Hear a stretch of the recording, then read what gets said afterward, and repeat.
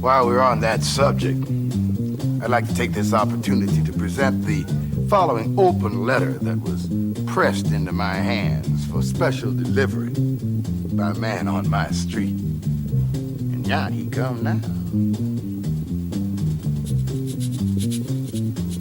If I'm not mistaken, I once read, back during that short spell I spent in school, where every slave set free was supposed to get the forced slave and 40 acres and a mule.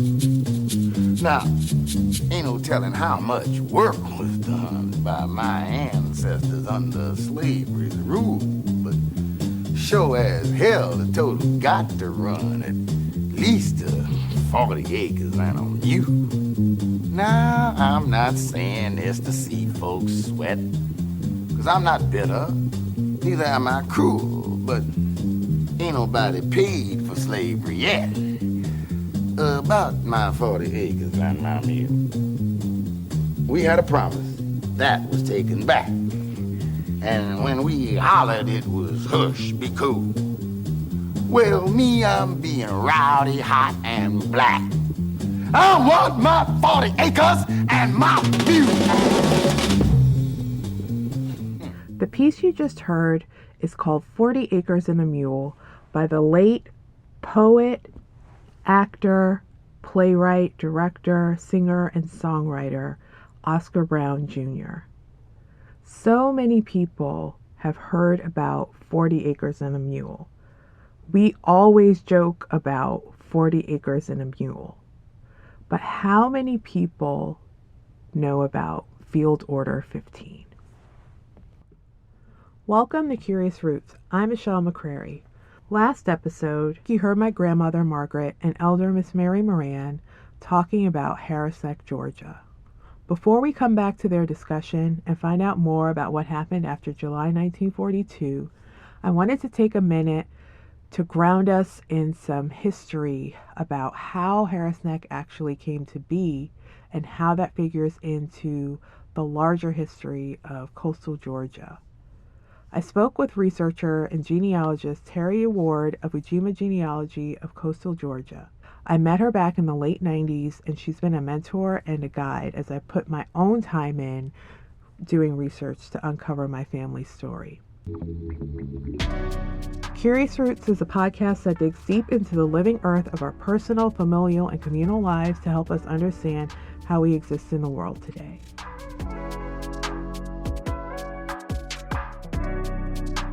I totally agree with you that we are basically stepping up to a moment that's very parallel, feels very familiar, especially when you consider the journeys of our ancestors. I think there are a lot of lessons to learn. And basically, when we look at, say, that area of Georgia and everything that happened during Reconstruction, the legislation afterwards, the pushback, it's all very, very familiar.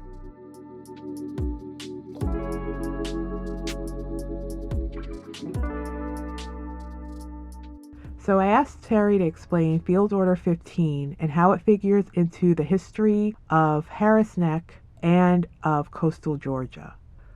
For the purposes of geographic orientation, it's good to know that Harris Neck is about 49 miles south of Savannah, Georgia. Savannah is where my mom is from and where her sisters still live and where I spent all of my summers as a child. Essentially, with the emancipation of African Americans in 1865 by President Lincoln, 3 million people were basically free with absolutely no place to go. It's a new exercise in citizenship, and essentially the next steps were to basically get these people in a position where they could exercise these newly acquired rights. The other side of that energy was the planter or the Confederacy, which had fallen. They were humiliated. They wanted, in many cases, I would say, vengeance. And they were bent on turning the clock back. So what we see basically is the federal government stepping in and legislating these rights for people that have been marginalized and really had no idea how to exercise the newly acquired powers. And as the war had gone on, we see Sherman crossing across Georgia, burning major ports, basically. And again, like I said, hundreds and hundreds are just released from bondage, and they are trailing the phalanx of soldiers cutting across the state. They became a hardship for the Union Army. It was also an embarrassment. It was a PR disaster, basically, because the newspapers are taking a look at everything happening and they're emphasizing all of the chaos and what are we going to do with all these free Negroes running around. And Sherman had very direct man, very focused on what he had to acquire, which again was to liberate all of these people of African descent as he went through. And he suggested Field Order 15. So Terry has just set the stage for us. 3 million souls finally freed from bondage by the federal government.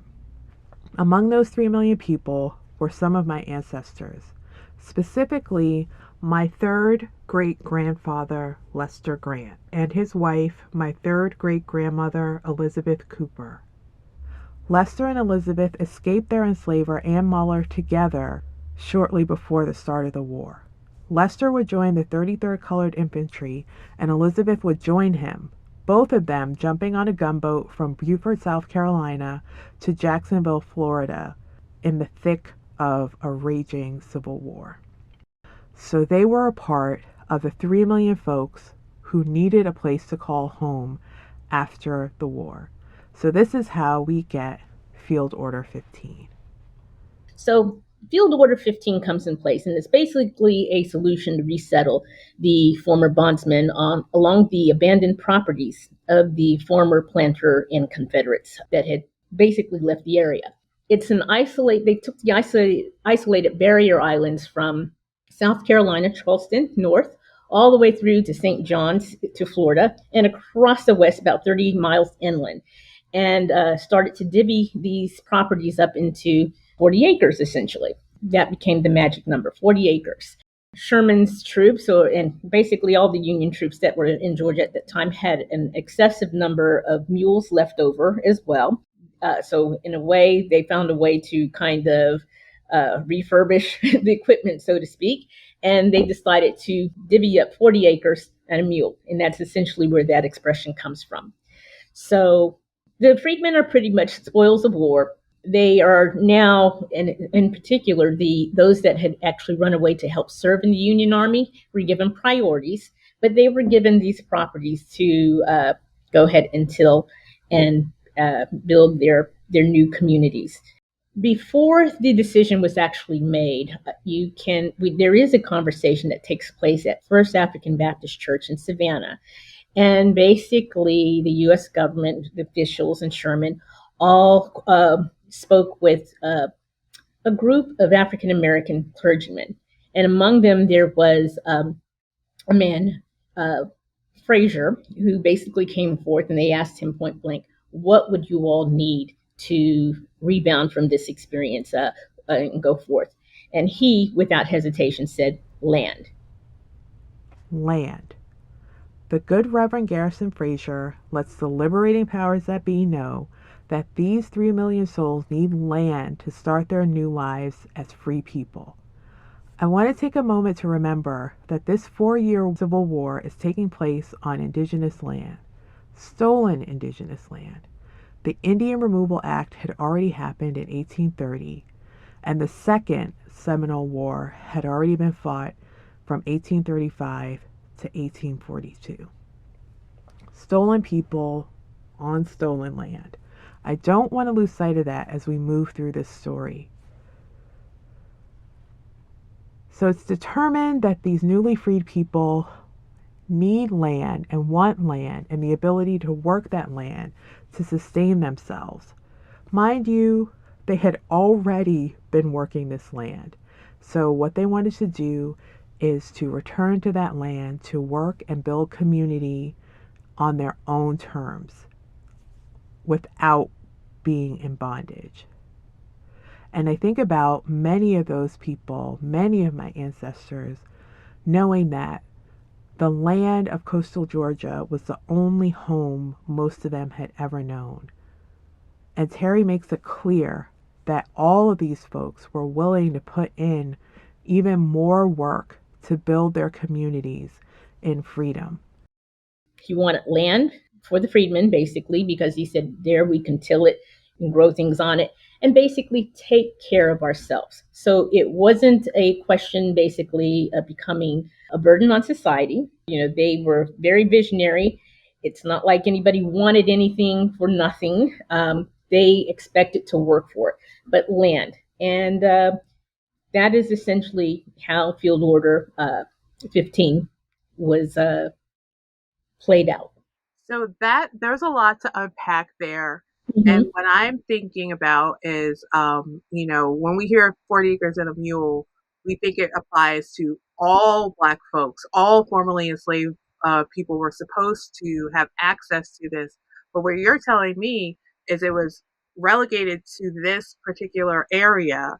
This long stretch from South Carolina, from the islands, inland, and now we know that folks in that area are known as Gullah Geechee people, our Mm-hmm. family, our relatives, our ancestors. Tell me about how Harris Neck was formed underneath, Field Order 15. Well, prior to the war, Harris Neck actually was home for numerous large plantations. And again, some of the earliest planters that came into the state of Georgia had settled there. So after the war, immediately we see basically, like I said, new Union soldiers coming in. Some of them are gifted the property, and then we see other slaves returning, trying to reconnect those lost family lines. Again, I always emphasize to other researchers that a lot of our roots, whether people ended up in, say, Mississippi, Florida, and Alabama, all roads lead back to coastal Georgia because it was a major port. So I would say pretty much, I think you can accurately estimate, but probably about 30% of the African American community at that time probably came through a Georgia port. And in saying that, Harris Neck would arise from the ashes, so to speak. Among there, we have two large plantations, basically Julianton, which has deep, deep roots back into the early 1700s. It was originally owned by Francis Leverett. So there's Julianton Plantation, there's Peru Plantation, which was owned by Edward Jonathan Thomas. And the properties there had exchanged hands for many years, several times over. But those were the principal ones where I would say the core of what we know as Harris Neck today. A lot of the families were basically enslaved. The oldest ancestors enslaved on these two plantations. So that's how we get Harris Neck. Harris Neck was born of two plantations, Peru and Julianton, on Muskogee land. I believe that some of my ancestors were enslaved on one or both of these plantations. And Terry mentions that the land of the plantations changed hands several times. And in my research, I found several for sale ads for both these plantations, along with the sale of the humans who worked on them. One of those ads ran in the Savannah Daily Republican on March 15th in 1844.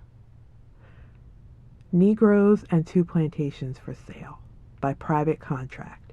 71 Negroes accustomed to the culture of Sea Island cotton, an orderly, well-disposed gang. They may be treated for in families or all together. Also with the above, or separately, the well-known plantation on the seaboard in McIntosh County called Julianton, now under cultivation by said Negroes. There are 1,100 acres of high clear land in good order, which from its proximity to a salt marsh may be manned and made very productive by proper application of the force now on the estate. The buildings are in good condition, and there are 50 acres of pinewood land in connection with the property. Joseph Cumming, Andrew Lowe and Company.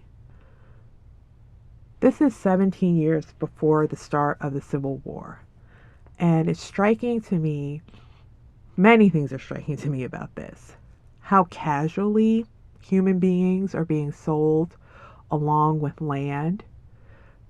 the attitude that would allow someone to just view land as a commodity and people as a commodity to be bought and sold and extracted from. I'm also thinking, wow, how many of those 71 people were my ancestors? And I'm thinking how long they had already been in Georgia. And I kept digging through the records, just wondering about all the people who are living under these conditions on these plantations. And I started to find ads for people who had escaped. And I found one ad from October 17th in 1779 in the Georgia Gazette. $10 reward, runaway from Julianton Plantation in McIntosh County. A Negro fellow named Friday, about 5 feet 7 inches height, stout made, of dark complexion, limps in the act of walking, and when spoken to is apt to stammer. He is formerly the property of Mr. Kaufman Pollock, and well known in the city. The above reward and all reasonable charges will be paid on delivering the above fellow either at Julianton or to the jailer of this city, Matthew Johnson. So here we are, people who had been enslaved on these plantations. Some follow the Union Army, some join the Union Army, fight for their own freedom in the Civil War, and then they return needing homes and needing to rebuild their lives as free people. So I think about all these folks. I wonder how many of them are related to me. And I think about my own 6th great-grandfather, Mark Basin, who's buried in Gould Cemetery on Harris Neck and was born in 1779.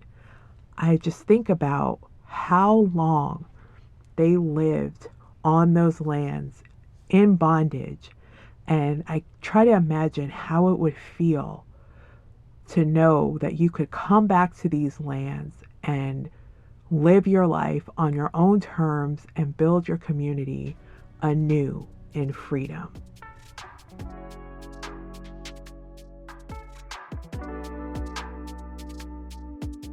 Next time, in episode 3, we'll find out more about the first group of people to call Harris Neck home after Field Order 15, including my great-grandparents Lester and Elizabeth, who make their way back to Harris Neck after the war by way of St. Catherine's Island with the help of the legendary Mustafa Shaw. We'll also hear more from my grandmother and some other ancestors who called Harris Neck home. Curious Roots is co-produced by Converge Collaborative and Moonshadow Productions. Our theme music is courtesy of Mackay Beats. Please rate, review, and subscribe to the podcast on Apple, Spotify, Stitcher, or however you listen to your podcasts. Don't forget to check out CuriousRootsPod.com if you want to learn more about what you've heard. Big thank you to our producer, Pat McMahon. My deepest gratitude to Mr. Wilson Moran and to the community of Harris Neck. Big thank yous to Terry Ward and Adolphus Armstrong of Ujima Genealogy. And thank you to my relatives who are now with the ancestors, especially Miss Mary Moran and my grandmother, Margaret Basin White. Thank you all for listening to Curious Roots.